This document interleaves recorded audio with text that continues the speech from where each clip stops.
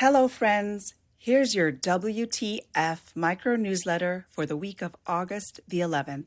First and foremost, I'd just like to thank Luis Lucero and the entire Comunidad Maya Picshanic Shim crew for allowing me to make a WTF tour stop at the Indigenous Peoples Summit last week. It was such an honor to be with that community, to tour the land projects that they're in the process of fundraising for, to see all the beautiful ways they're inspiring the next generation to continue to preserve and practice their culture and their language. And I'm so deeply grateful to all of the panelists over the course of the day for continuing to make connections between Indigenous communities all around the world, inclusive of all our Black folks, our immigrant folks. I was so blessed to be with all of you. Thank you so much.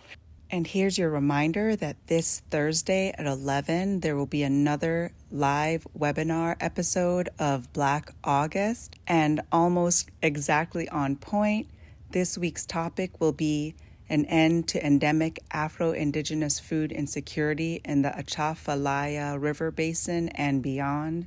I'll be joined by my really good friend Jerry Hilt, who is an independent researcher and conceptual art journalist.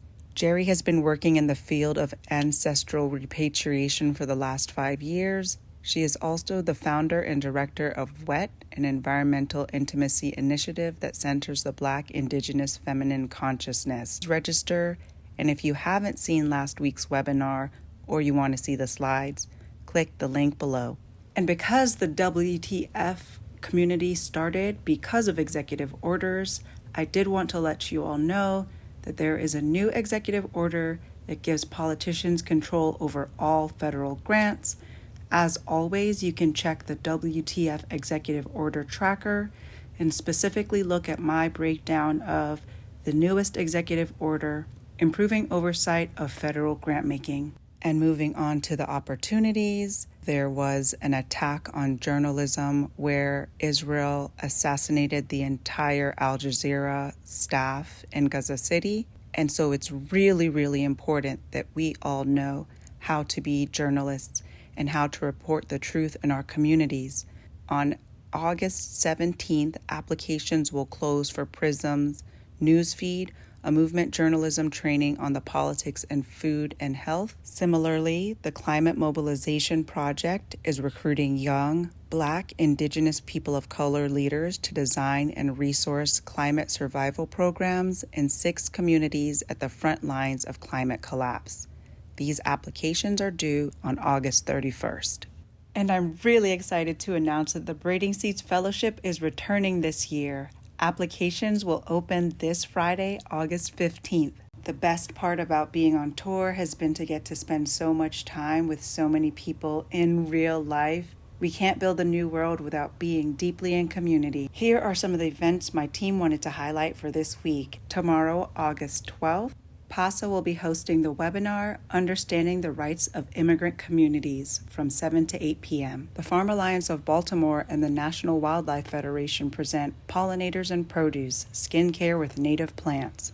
Farm School NYC will be hosting Food Justice Foundations, Understanding Systems, Recognize and Resist, on Wednesdays and Saturdays this month. All week, the Massachusetts Department of Agricultural Resources will be celebrating Massachusetts Urban Agriculture Week. Urban growers will be sharing a variety of workshops. Check out their website for more.